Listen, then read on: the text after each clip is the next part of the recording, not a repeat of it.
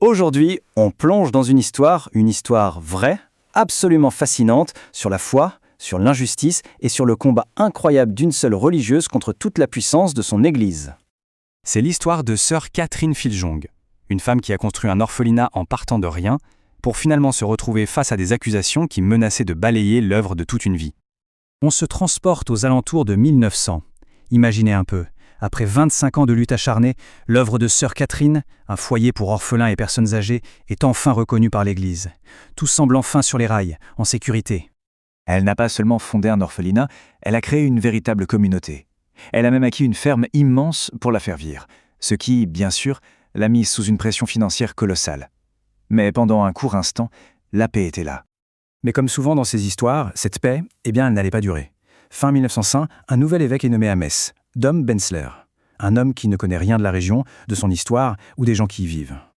Et pour ses adversaires, qui attendaient l'horreur dans l'ombre, c'était l'occasion rêvée. La persécution, qui était en sommeil, s'est rallumée de plus belle, et l'évêque, sans le savoir, allait en devenir l'instrument.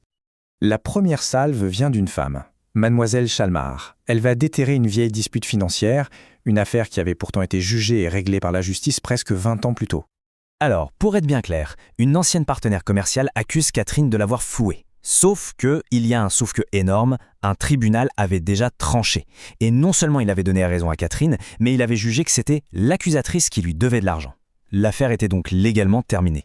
Et pourtant, l'impensable se produit. Catherine présente les documents du tribunal, la preuve irréfutable de son innocence. Mais l'évêque Benzler, visiblement très mal conseillé, choisit d'ignorer la décision de justice.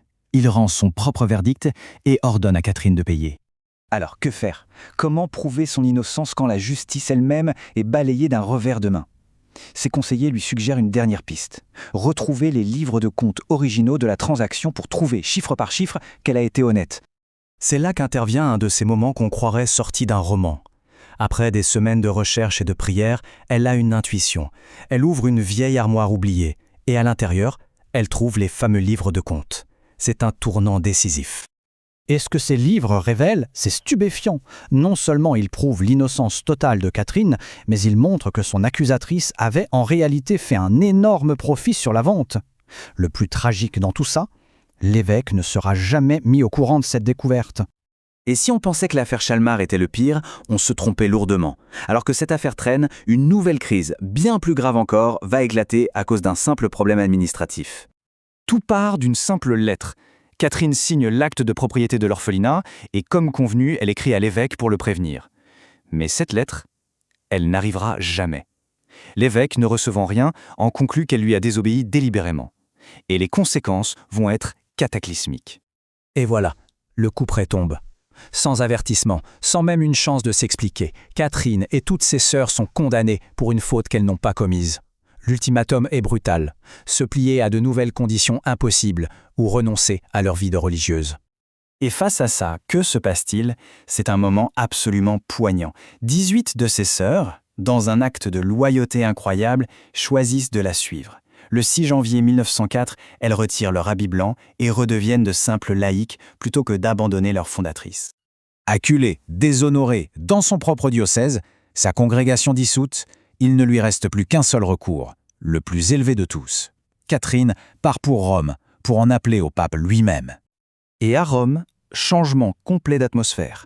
C'est le jour et la nuit. Elle trouve des alliés, du soutien, et son voyage atteint son paroxysme lorsqu'elle obtient une audience privée avec le pape Pie X. Imaginez entendre ces mots de la bouche même du pape. Il lui apporte son soutien total, il la bénit, il bénit son œuvre. C'est une victoire morale et spirituelle immense, une véritable réhabilitation. Une victoire morale, oui, mais dans les faits, sur le terrain, à Metz, absolument rien ne change. Pour l'évêque Benzler, les paroles du pape n'ont aucun poids juridique. Catherine reste à ses yeux une laïque qui a désobéi. Alors, on pourrait se demander, mais pourquoi un tel acharnement de la part de l'évêque? Était-il malveillant? Eh bien, selon les sources, c'est plus compliqué. Il semble qu'il ait agi en étant de parfaite bonne foi, persuadé, mais à tort, qu'il avait affaire à une religieuse rebelle et qu'il faisait son devoir en la punissant. Et c'est là-dessus que l'histoire nous laisse, sur cette question terrible. La sincérité de l'évêque, sa bonne foi, a mené à la destruction d'une communauté et à d'immenses souffrances. Ça nous rappelle que parfois, les bonnes intentions ne protègent absolument pas des erreurs les plus catastrophiques. Bonjour et bienvenue à toutes et à tous. Aujourd'hui, on plonge dans une histoire assez singulière, troublante même, de l'histoire religieuse française. Ça vient d'une biographie de Catherine Fijung, écrite par Eugène Ebel en 1928. On va se concentrer sur un chapitre clé, le 16e. Il raconte un moment vraiment dramatique pour cette mystique de Lorraine qui avait fondé un orphelinat à Biding au 19e siècle. Alors, pour planter le décor, imaginez, après des années, des décennies de lutte, l'œuvre de Sœur Catherine est enfin reconnue par l'Église. On pourrait se dire, ouf, la paix est arrivée. Mais non, pas du tout. Ce chapitre, il nous montre comment, juste après ses succès, alors que tout semblait calme, une nouvelle vague d'opposition surgit. Une opposition très ciblée, très intense, et elle va menacer tout ce qu'elle a construit. Notre but, c'est un peu de décortiquer ça, comprendre comment c'est possible. De conflits dans l'institution et peut-être d'erreurs humaines aux conséquences assez lourdes. Alors, allons-y. Donc, juste après la reconnaissance canonique, il y a un autre moment de joie, c'est ça.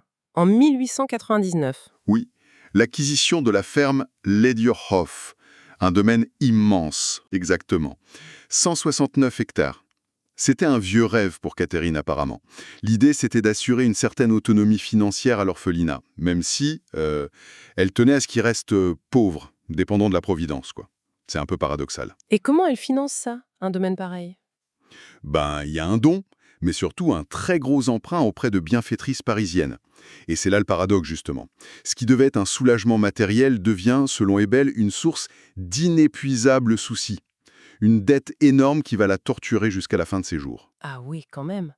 Mais malgré ça, il y a quand même un moment spirituel important juste après, en 1900. Oui, en mars 1900.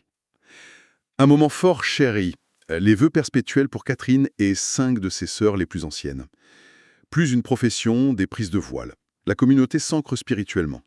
Et pourtant, c'est vraiment dans cette période, où on pourrait croire que tout se stabilise, que les problèmes suivants commencent à germer.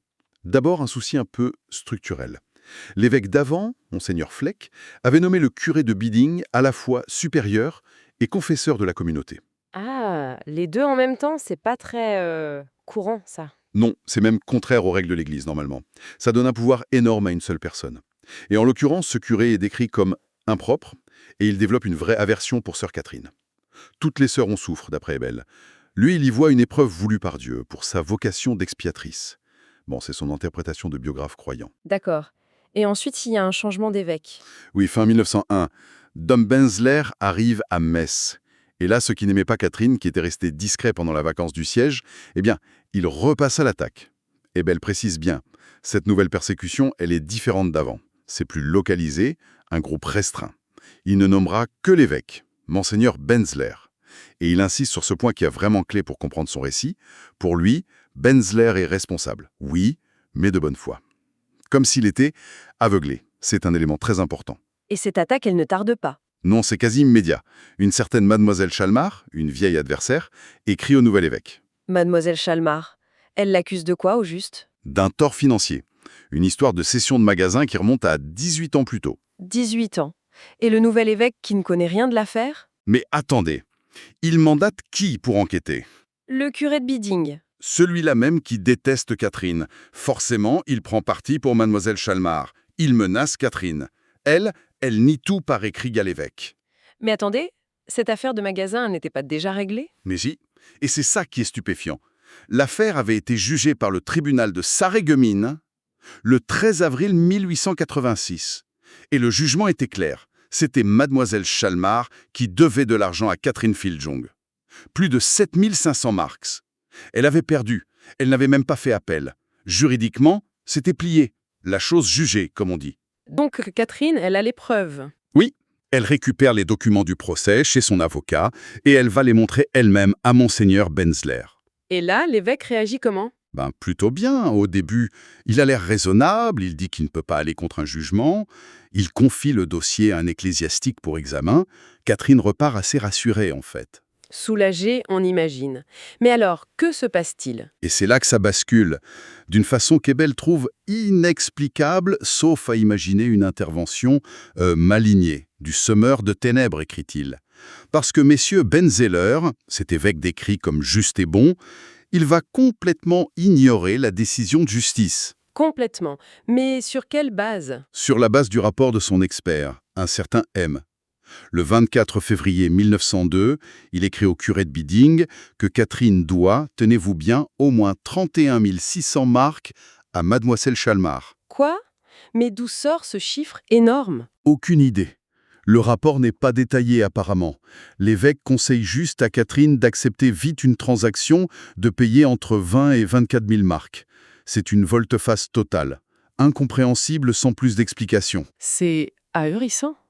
Et Catherine, comment réagit-elle? Sa première réaction, c'est de vouloir résister, évidemment. Mais elle dit recevoir une instruction intérieure qu'elle attribue à la Vierge.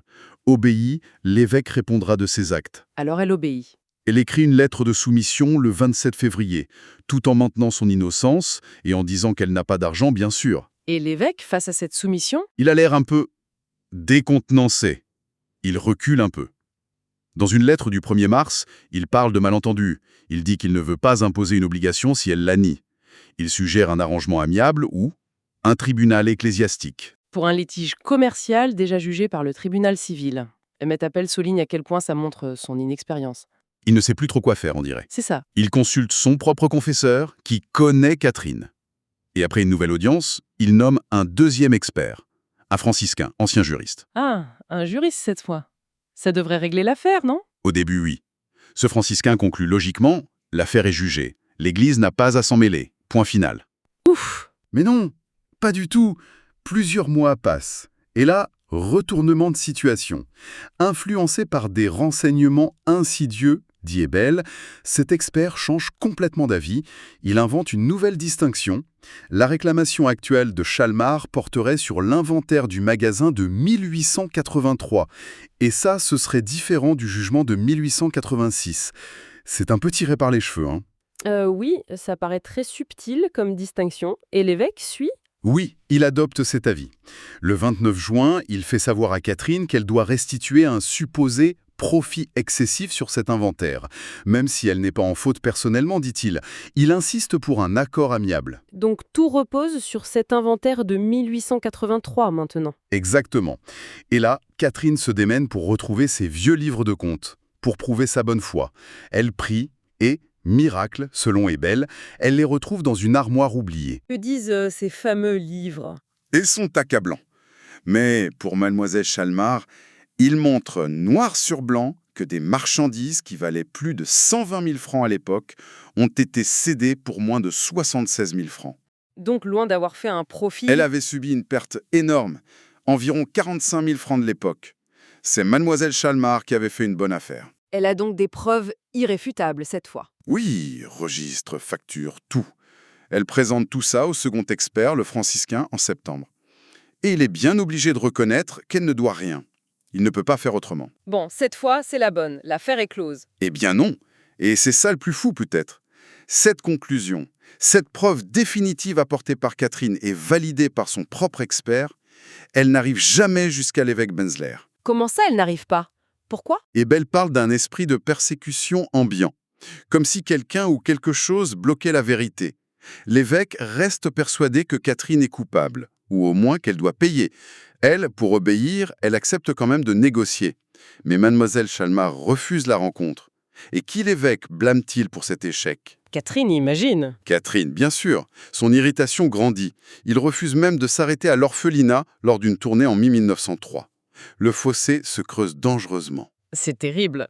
Et pendant ce temps, une autre affaire commence à poser problème. Oui, une affaire qui semble plus administrative au départ. L'évêque demande, et c'est logique, que les biens de l'orphelinat soient mis en communauté via une société civile. C'est une nouvelle loi impériale qui l'exige. Et Catherine est d'accord. Oui, tout à fait. Elle charge même le notaire de l'évêché de s'en occuper. Mais ça traîne. Et en juin 1903, elle reçoit une lettre de l'évêché d'une dureté incroyable. On l'accuse de mauvaise volonté et on lui écrit cette phrase terrible: « Jusqu'ici, franchement, rien en vous n'a montré la religieuse. » C'est d'une violence. Et l'acte de société y finit par se faire. Oui. Le notaire fixe la signature au 11 juillet. L'évêque avait dit qu'il voulait voir l'acte avant la signature. Alors Catherine lui écrit pour lui donner la date et lui dire que l'acte est prêt chez le notaire. D'accord. Elle n'a pas de réponse. Et plus tard, l'évêque affirmera n'avoir jamais reçu cette lettre. Encore un hasard malheureux, comme dit Ebel avec ironie. Donc l'acte est signé le 11 juillet. Oui, avec comme associés des prêtres amis de Catherine, mais qui sont un peu en froid avec l'évêché. Les sœurs pensent que, ouf, elles sont enfin en règle avec la loi et l'évêque. L'été passe, la communauté grandit d'ailleurs. Oui, 22 religieuses en 1903. Mais mi-septembre, un mauvais signe. Le préfet de Metz demande à l'évêque « Est-ce que vous reconnaissez Biding comme un couvent ?» Et que répond l'évêque? Une réponse très étrange. « Je ne le sais pas encore. » Et il leur donne une visite canonique, une inspection quoi. D'accord. Et que donne cette visite? Elle a lieu début octobre. C'est un dominicain, le père Trapp, qui l'amène. Et son rapport est très positif. Il parle de régularité, de ferveur.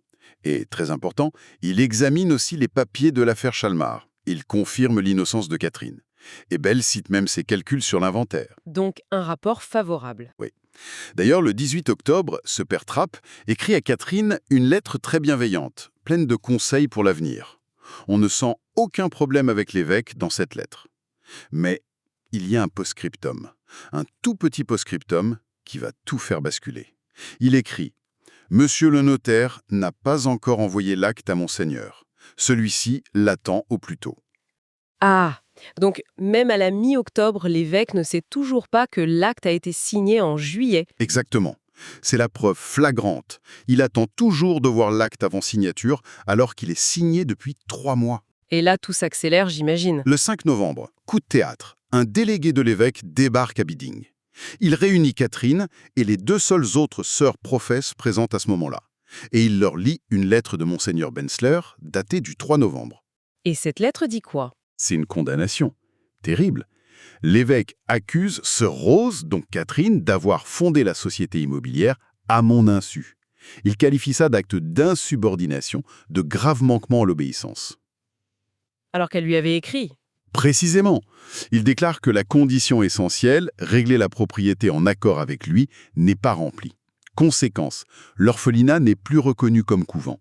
Et il y a un ultimatum, si la situation n'est pas réglée selon ces termes sous 3 mois, les sœurs devront absolument quitter l'habit religieux. Et il précise que cette lettre tient lieu des 3 avertissements canoniques. C'est brutal, sans avertissement préalable. 0 avertissement. Une condamnation directe. Catherine essaye de s'expliquer, de dire qu'elle avait écrit. Et le délégué? Il refuse toute discussion. Je n'ai pas mission de discuter. Ebel dénonce vraiment la violence de cette procédure. Pas d'enquête, pas d'avertissement, pas de possibilité de se défendre. Les sœurs sont condamnées pour une faute, la désobéissance, sur l'information préalable qu'elles nient avoir commise. Et quelles sont les conditions pour régler la situation? Elles sont données verbalement après la lecture, et elles sont inacceptables en fait. Catherine doit être démise de ses fonctions de supérieure, exilée de Biding, exclue de la société immobilière avec les abbés Mayer et Gouldner. Donc en gros, on lui demande de détruire son propre travail. C'est ça. Et la communauté devrait être dirigée par des sœurs venues d'ailleurs, ce qui signifie sa dissolution de fait, son absorption par une autre congrégation. C'est la fin de l'œuvre, telle qu'elle l'a fondée. Et face à ça, comment réagissent les sœurs? Eh bien, à part 4 novices, elles réagissent toutes de la même manière. Fidélité totale à leur mère fondatrice. C'est assez remarquable. Elles refusent ces conditions. Elles décident de rester unies, de continuer leur vie de prière et de service auprès des orphelins, mais en quittant l'habit religieux, puisqu'on les y force. Elles deviendront des laïcs consacrés. Elles cherchent conseil à ce moment-là. Oui, auprès d'un dominicain réputé, le père Berthier, qui est consulteur à Rome. Et il les soutient. Il leur dit d'accepter cette situation comme une sorte de libération de l'obéissance directe à cet évêque. Il leur conseille de garder leurs règles de vie en privé et de rejoindre le tiers-ordre dominicain, la branche séculière de l'ordre. Donc elles actent cette décision. Oui, le 7 décembre 1903, Catherine écrit à l'évêque, une lettre rédigée par le père Berthier.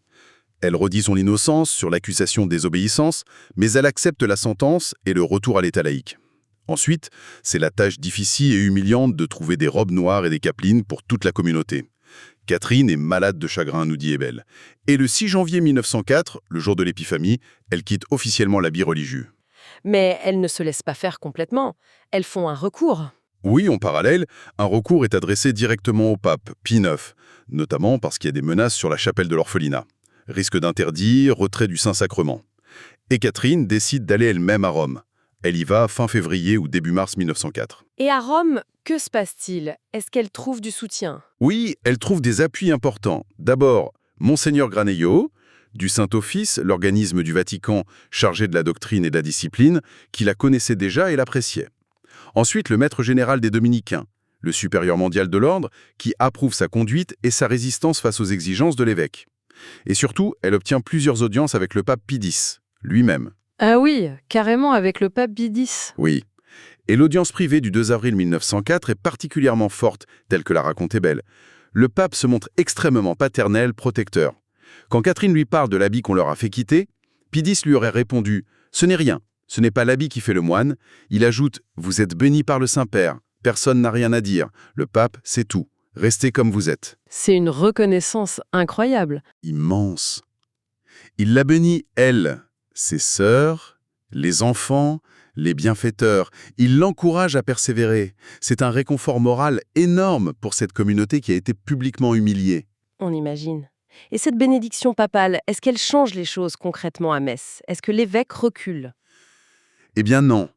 Et c'est un autre point très troublant de cette histoire. Ce soutien clair et net du plus haut niveau de l'Église n'arrête absolument pas la persécution menée par l'évêché de Metz. Ça ne change rien sur le terrain.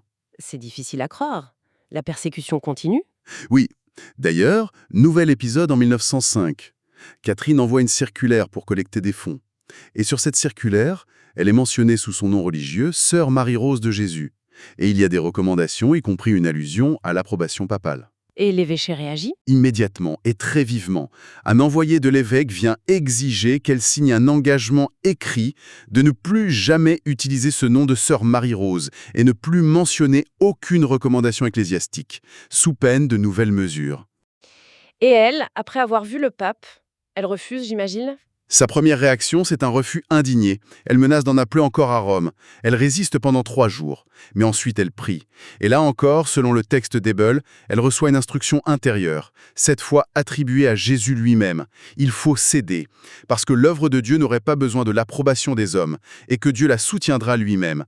La voix lui aurait même dicté la lettre de soumission. Elle cède, encore une fois. Oui, elle écrit cette phrase très courte, très sobre. Pour me conformer à la volonté de sa grandeur, je promets de ne plus insérer dans mes imprimés le nom de Sœur Marie-Rose de Jésus, ni aucune recommandation ecclésiastique. Et elle signe Catherine Filjon, plus Sœur Marie-Rose. Pour son évêque, elle n'est plus une religieuse, elle redevient une simple laïque. C'est vraiment l'acte final de cette disgrâce officielle. C'est une fin bien triste pour elle, officiellement.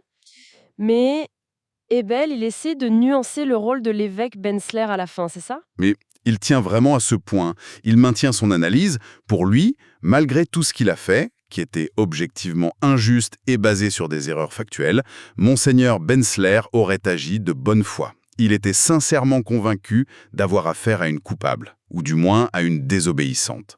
Et il a des preuves de ça? Il avance comme preuve une lettre que Benzler a écrite en 1906 à l'abbé Mayer, un des prêtres amis de Catherine. Dans cette lettre, l'évêque redit ses positions. Il dit que Mayer a mal jugé Catherine, sur ses extases, etc., que l'affaire Chalmar n'était pas claire et que ses experts justifiaient une restitution. Et surtout, c'est le point clé pour lui, que Catherine s'est rendue coupable d'un acte de désobéissance formelle en signant l'acte de société sans son accord préalable explicite. Pour Benzler, c'était ça la pierre de touche, le test ultime de l'obéissance. Donc pour Benzler, l'obéissance primait sur tout le reste, même sur la vérité des faits dans l'affaire Chalmar, quoi. C'est comme ça qu'Ebel l'interprète. Son analyse finale est nuancée. Benzler avait tort sur le fond, ses méthodes étaient mauvaises, ignoraient la justice civile, les avis du Saint-Office, mais il était comme aveuglé. Il avait un bandeau sur les yeux, écrit Ebel. Il ajoute même que Catherine Filjon elle-même lui aurait trouvé des excuses. Et il conclut en disant que le jugement final appartient à Dieu. Voilà donc l'histoire de cette disgrâce. C'est assez, déconcertant. On part d'une œuvre reconnue, d'une fondatrice respectée, et on arrive à une série d'accusations, de procédures pour le moins contestables, d'informations qui semblent bloquées. Tout ça mène à la sécularisation forcée de toute une communauté. Et ce qui est fou, c'est que ça arrive malgré un soutien affirmé tout en haut de l'Église, par le pape lui-même. Oui, c'est une illustration assez crue, on peut dire, de la complexité des rouages institutionnels. Et de leurs possibles défaillances aussi. On voit bien comment des informations cruciales peuvent être filtrées ou ne pas remonter, comment des préjugés ou des conseils peut-être biaisés peuvent influencer des décisions très lourdes de conséquences, même chez des personnes qui sont supposées agir en toute bonne foi, comme le suggère l'auteur pour l'évêque. Et en même temps, il y a la résilience de Catherine et de ses sœurs. Absolument. Leur choix de continuer leur mission, mais en dehors du cadre officiel imposé, est aussi très marquant dans cette histoire. Elles ne lâchent pas l'essentiel de leur vocation. Et ça nous laisse peut-être avec une réflexion, au-delà de ce cas précis qui est quand même très particulier. Comment est-ce que les institutions, les grandes organisations en général, qu'elles soient religieuses ou autres, comment gèrent-elles la contradiction ou l'information qui vient remettre en cause une décision qui a déjà été prise ou une opinion qui est déjà bien établie chez les dirigeants? C'est une vraie question. Et pour l'individu aussi. Quand on est confronté à ce qui nous semble être une injustice ou une vérité qui est ignorée par l'autorité, quelles sont les marges de manœuvre réelles? Comment naviguer dans ce genre de situation? C'est une bonne question à garder en tête après cette plongée dans une histoire complexe et, comme le dit le titre du chapitre, une disgrâce qui garde une part de mystère. Merci de nous avoir suivis.